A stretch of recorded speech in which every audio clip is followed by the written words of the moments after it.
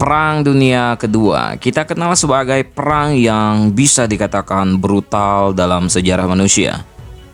Namun, pernahkah coy-coy sekalian bertanya atau berpikir, adakah sisi baik dari peperangan tersebut? Oke, dalam pembahasan kali ini kita akan membahas tentang kisah kebaikan dalam Perang Dunia Kedua. Ternyata sisi kemanusiaan tetap berlaku walaupun dalam kondisi perang. Seperti biasa, jika kurang mohon ditambah, jika salah mohon dikoreksi, jika ada referensi lebih, mari kita saling berbagi.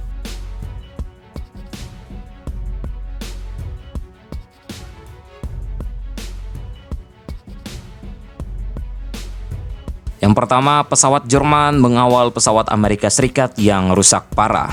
Letnan Charles Brown, seorang pilot Amerika Serikat, sedang menuju Britania Raya menerbangkan pesawat B-17 Flying Fortress setelah melakukan misi pengeboman ke Bremen, Jerman pada 20 Desember 1943. Mengutip dari laman All That Interesting, kerusakan sudah sangat parah akibat tembakan pertahanan udara dan pesawat Jerman. Sementara itu, krunya juga banyak yang sudah mengalami luka parah. Hingga akhirnya sebuah pesawat Messerschmitt B-109 terbang mendekat, bersiap melakukan tembakan terakhir yang akan membuat pesawat Brown jatuh. Namun, pilot Jerman tersebut tidak menembak pesawat Brown, hanya terbang sejajar seperti mengawal pesawat Brown meninggalkan wilayah udara Jerman. Setelah dirasa aman, pilot BF-109 memberi hormat kepada Brown dan kembali menuju Jerman. Sedangkan Brown melanjutkan perjalanannya ke Britania Raya dan berhasil mendarat dengan selamat. Pada tahun 1990, kedua pilot ini bertemu dan diketahui bahwa sang pilot BF-109 bernama Franz Stigler, salah satu penerbang ulung Jerman. Stigler menyatakan bahwa pada waktu itu ia tidak tega untuk menembak karena melihat kondisi pesawat Brown yang sudah sangat parah, sementara krunya tetap tidak mau menyerah. Brown dan Stigler menjalin persahabatan hingga akhirnya mereka berdua meninggal pada tahun 2008. Yang selanjutnya adalah kaki palsu baru untuk pilot. Douglas Bader adalah seorang pilot angkatan udara Kerajaan Britania Raya yang kehilangan kakinya setelah diamputasi akibat mengalami kecelakaan pesawat dan harus menggunakan kaki palsu.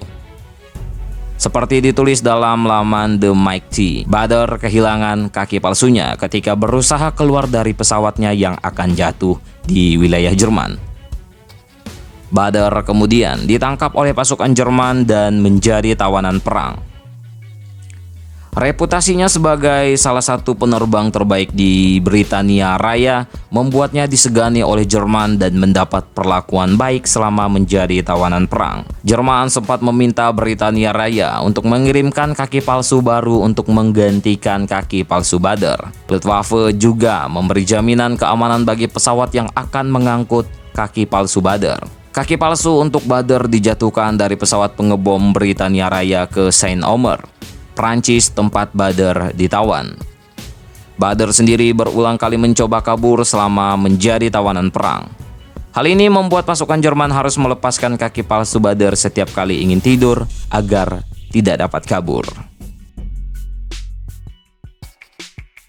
Yang selanjutnya adalah kebaikan yang didapat Jack Bell selama menjadi tawanan perang. Jack Bell, seorang veteran Perang Dunia Kedua asal Australia yang pernah merasakan kehidupan sebagai tawanan perang.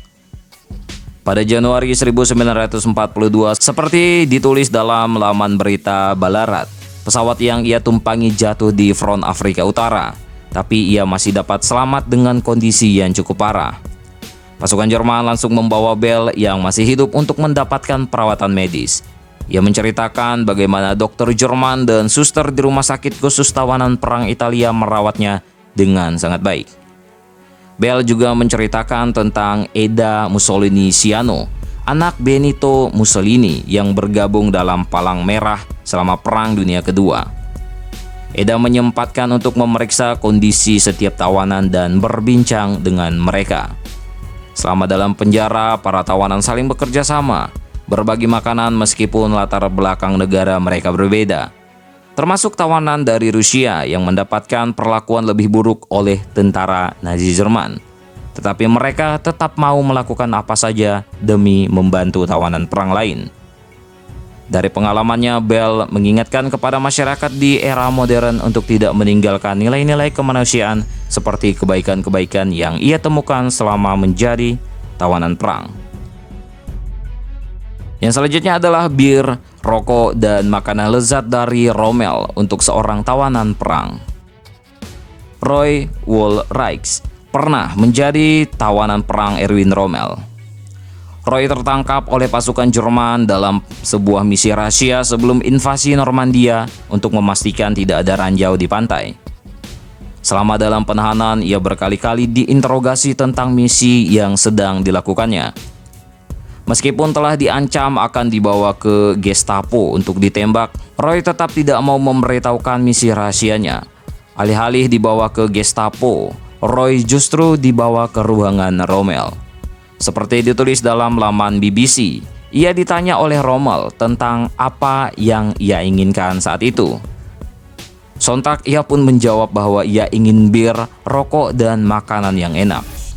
Benar saja, permintaan tersebut benar-benar dikabulkan oleh Rommel. Roy yang kebingungan bertanya-tanya kepada tentara Jerman yang mengawalnya dan menjawab bahwa Rommel selalu tertarik pada orang yang berbeda dari biasanya. Tentara Jerman lain juga berkata bahwa Roy beruntung telah bertemu dengan Rommel karena seharusnya ia sudah ditembak sebagai penyabot. Rommel memang dikenal oleh pasukan sekutu atas sifatnya yang baik dalam memperlakukan tawanan perang. Ia juga memiliki reputasi untuk tidak melakukan pembantaian atau kejahatan perang selama memimpin pasukan. Meski demikian, ada juga yang berpendapat bahwa kebaikan Rommel hanya sebagai propaganda dan tetap terlibat kejahatan perang. Namun bisa saja Rommel tidak mengetahui apa-apa tentang adanya kejahatan perang karena hanya fokus untuk memikirkan strategi pertempuran.